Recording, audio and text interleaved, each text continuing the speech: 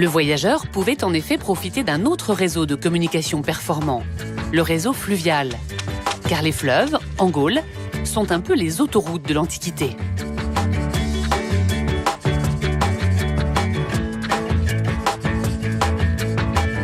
Sur les pas du voyageur, je pars maintenant en Picardie.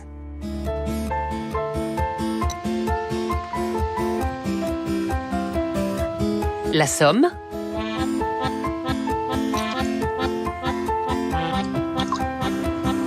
un fleuve aujourd'hui parcouru par quelques rares bateaux de plaisance. Mais à l'époque antique, le trafic était intense. Des centaines de tonnes de marchandises étaient transportées sur de nombreux bateaux.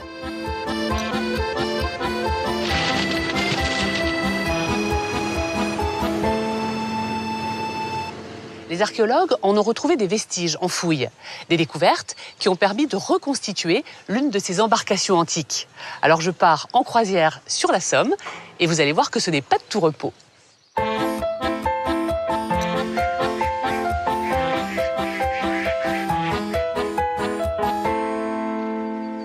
Bonjour. Bonjour. Alors le voilà, ce fameux bateau gallo-romain. Voilà le chaland gallo-romain.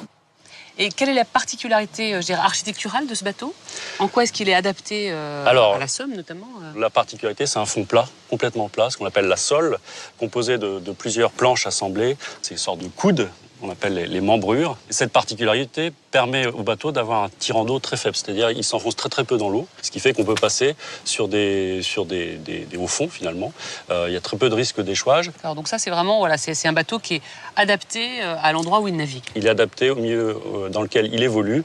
Ici, c'est un bateau qui fait 12 mètres de long, un peu moins de 3 mètres de large. Par exemple, sur le Rhône, on a des bateaux qui font 30 mètres, puisque évidemment ils sont adaptés au milieu où ils vont évoluer. Les archéologues ont pu reconstituer ce chaland grâce au dossier de fouille d'une épave trouvée il y a 200 ans et aux recherches archéologiques récentes. Car le Rhône a justement livré récemment une découverte archéologique majeure dans ce qui fut le port antique d'Arles. Enfoui sous une épaisse couche de sédiments, l'épave du chaland baptisée Arles-Rhône III était bien protégée pour traverser les siècles.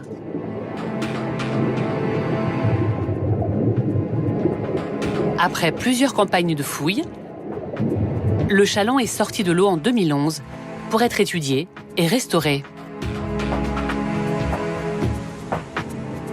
Il a été retrouvé avec sa cargaison, une vingtaine de tonnes de calcaire, peut-être destinées au chantier d'Arles qui en était dépourvu.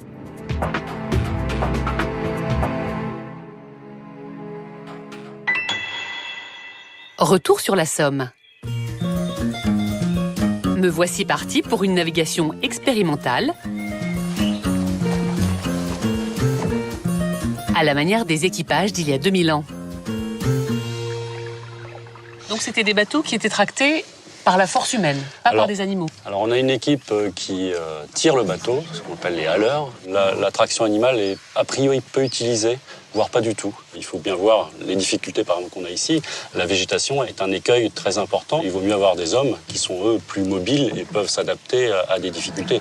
Un cheval, il peut tirer que si c'est complètement dégagé sans aucun souci. L'expérimentation a montré que 2 hommes suffisaient pour tracter une dizaine de tonnes de marchandises. Alors qu'est-ce qu'on transportait sur ces bateaux essentiellement? Alors c'est surtout a priori des charges lourdes, donc on va avoir de la pierre, on connaît les épaves qui ont coulé avec leur chargement.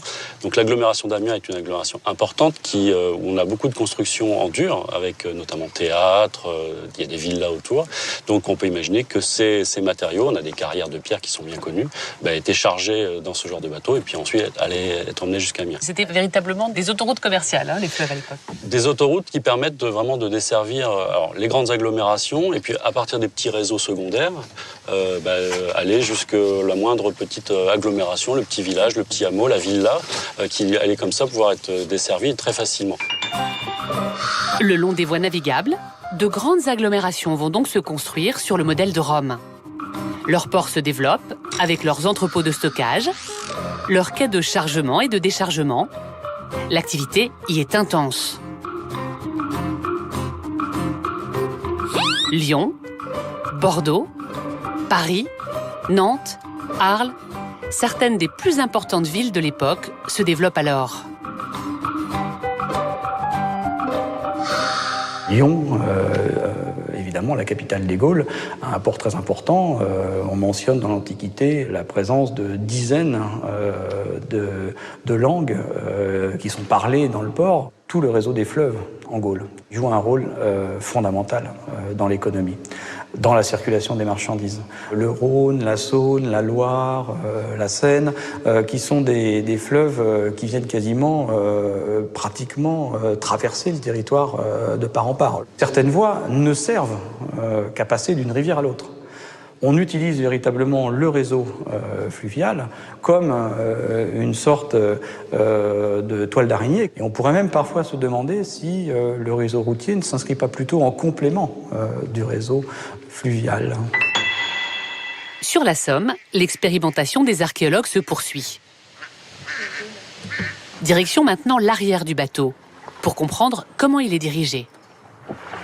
Alors ça, c'est la réplique, la reproduction exacte d'un gouvernail qui avait été trouvé il y a quelques années et que l'on a adapté pour notre bateau. Parce que ce bateau-là, donc, lors de sa découverte, a priori, ils n'ont pas retrouvé de gouvernail. Donc là, on est vraiment dans l'expérimentation archéologique.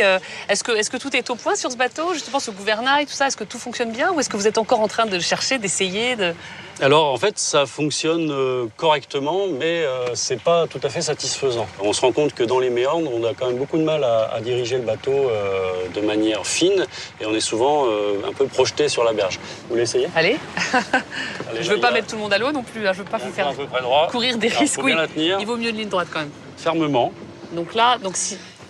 Alors des petits là, mouvements. non, c'est pas dans le bon côté. De l'autre côté, De l'autre un peu côté. plus fort. C'est agréable, hein? C'est moins agréable pour les Oui, gens c'est qui vrai qu'il y a tirent le des bateau. hommes qui tirent quand même. On est il à la faut. meilleure place. Mais d'ailleurs, je vais peut-être essayer aussi. Eh ben, allons-y. Oula, oui. Oups, ça part. Yann, il faut que tu laisses la corde tendue.